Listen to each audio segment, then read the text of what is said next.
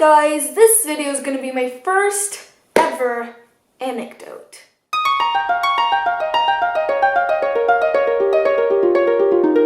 So this is a story about New Year's Eve from 2014 to 2015. As some of you may know, I'm originally from Portugal and I moved to the US because of my dad's job. So every year around New Year's, Christmas time, we go there to spend time with our family. I have a cousin, her name is Joanna. She's currently in her 20s, I think. And we've always been really good friends. Ever since we were little, we would play together and we would share secrets. She was my best friend, even though she was my cousin. So every year I would ask my parents if I could spend New Year's with her because, I mean, she's cool and I love spending time with her and I wanted to meet her friends and all that. And New Year's was just a way to get everything done all at once. But because she was older and I was still a minor, my parents were always scared that she was gonna have drinks at her party and all that, so I ended up never going. Until last year. My parents finally said yes, and I went to my first ever actual party with alcohol. Now before the party, of course, my parents warned me, don't drink alcohol, don't go in the car if someone goes in the car and they're drunk and blah blah, you know, all that pep talk. And of course I didn't. I just wanted to spend some time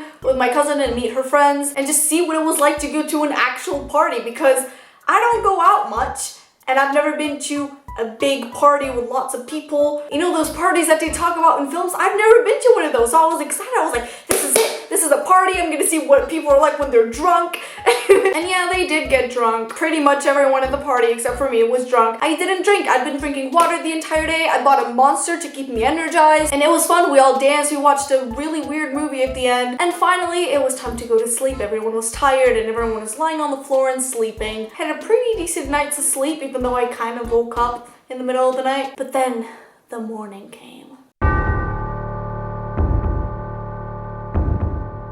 I just remember waking up and really having to go to the bathroom. Like, really having to go to the bathroom. You know when you just feel that your stomach is bloated and it feels like it's gonna explode and you just need a fart. Every time I tried moving, switching positions, I could not do it. The pain was unbearable. I think that pain might be in the top list of pains of my entire life. I'm not joking. I was like, dude, I need to go to the bathroom or I'm gonna explode right here next to everyone. I don't want anyone to hear my fart business, you know what I mean? But everyone was still asleep. So I panicked for a bit, trying to figure out how I would stand up without waking up everyone. But finally, I did it. I was up, I was out of the living room, I dashed to the bathroom, I closed the door, I locked it, I put up the toilet seat and I sat down and I took the best shit of my life. I have this little book where I used to write good things that happen to me every day. Like 2 positive thoughts at the end of the day, to keep my spirits up and be happier and all that. I have things here like I bought Danaville merch, I found a cool band, I bought a new book. So January 1st, at the end of the day,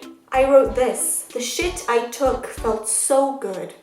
The business I did in that bathroom was the best thing that happened to me all day, and it deserved to go in the book. That's how important that was. Then after that, we continued to visit family like usual and went to a friend's house for a party. At the party, my mom looked very uneasy and sad and angry. She just looked out of it. So I called her up. I was like, Mom, are you okay? She shook her head and I was like, crap, what's going on? Do you want to talk? Do you need to talk to me? And my mom was like, yeah, let's go to the bathroom. I want to talk to you. And I was like, okay. We went to the bathroom, we locked the door. She turned to me with a very serious face and she said, I was cleaning your room the other day and your book fell. Okay, I read something there.